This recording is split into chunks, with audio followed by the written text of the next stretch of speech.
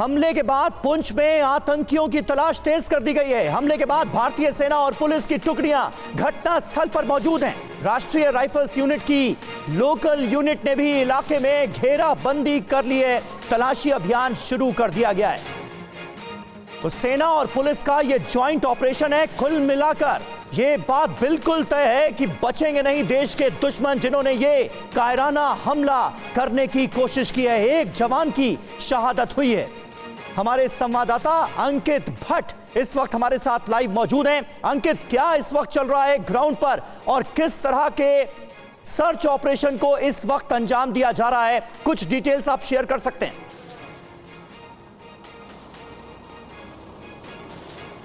बड़े पैमाने पे समीर सर्च ऑपरेशन चलाया जा रहा है। इस पूरे इलाके में घने जंगल का इलाका है जहां पर भारतीय सेना उसके साथ साथ जम्मू कश्मीर पुलिस के स्पेशल ऑपरेशन ग्रुप और सिक्योरिटी फोर्सेस की तरफ से लगातार सर्च ऑपरेशन चलाया जा रहा है ताकि इन आतंकियों की जल्द से जल्द धरपकड़ की जा सके जिन्होंने कायराना हरकत की। आपको बता दें कि कल आतंकियों की तरफ से भारतीय वायुसेना के वाहन के ऊपर हमला किया गया, जिसके बाद आतंकी वहां से भाग जाते हैं, लेकिन भारतीय सेना उसके साथ साथ जम्मू कश्मीर पुलिस पूरे इलाके को घेर रही है और लगातार एरिया सैनिटाइजेशन कर रही है। उसके साथ साथ घने जंगल के इलाके में सर्च कर रही है। समीर, मैं आपको एक तस्वीर दिखाने की कोशिश करूंगा।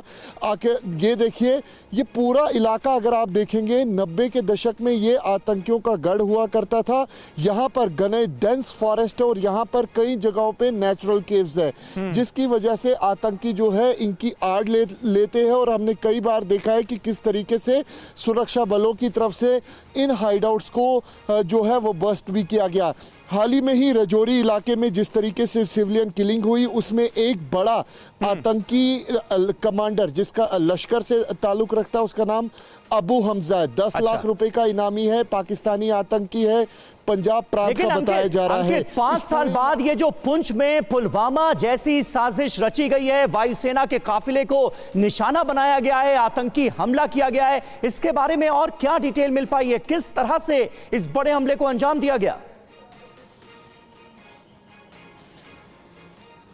देखिए समीर, मैं आपको बता दूं कि पहली बार ऐसा हुआ है कि भारतीय वायुसेना के वाहन को हमला किया गया। इससे पहले भारतीय सेना के वाहन को हमला आतंकियों की तरफ से 2 बार किया गया था और उसमें भी भारतीय सेना के हालांकि कई जवान जो है वो शहीद हुए थे, लेकिन भारतीय सेना ने पूरे इलाके में कोऑर्डिनेट सर्च ऑपरेशन किया और कई आतंकियों को इस इलाके में ढेर किया। एक बार फिर क्योंकि चुनाव भी है जम्मू कश्मीर में, हम देख रहे हैं कि किस तरीके से लोग बढ़ चढ़ कर भी हिस्सा ले रहे हैं और ऐसे में पाकिस्तान में बैठे हुए आतंकियों के आकाओं को ये बात खल रही है कि किस तरीके से जम्मू कश्मीर पूरी तरीके से बदलता हुआ नजर आ रहा है। और यही वजह है कि रजौरी और पुंछ के इलाके में लगातार आतंकियों की घुसपैठ के साथ साथ आतंकियों से बड़े आतंकी हमले के प्रयास जो है उनको निर्देश पाकिस्तान ऑक्यूपाइड कश्मीर में बैठे हुए आतंकियों के आका दे रहे हैं।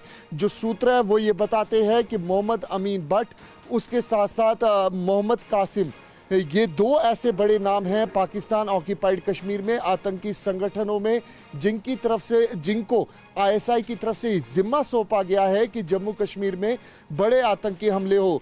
वही हाल ही में बिल्कुल, और अंकित, एक जवान की शहादत भी हुई है, कुछ जवान घायल हैं, उनके बारे में क्या जानकारी मिल पाई है? देखिए, भारतीय वायुसेना की तरफ से एक ऑफिशियल स्टेटमेंट भी निकाला गया जिसमें कहा गया कि 5 जवान इंजर्ड हुए थे। उसके बाद एक और स्टेटमेंट आया जिसमें साफ तौर पे एक जवान जो है वो किल्ड इन एक्शन है।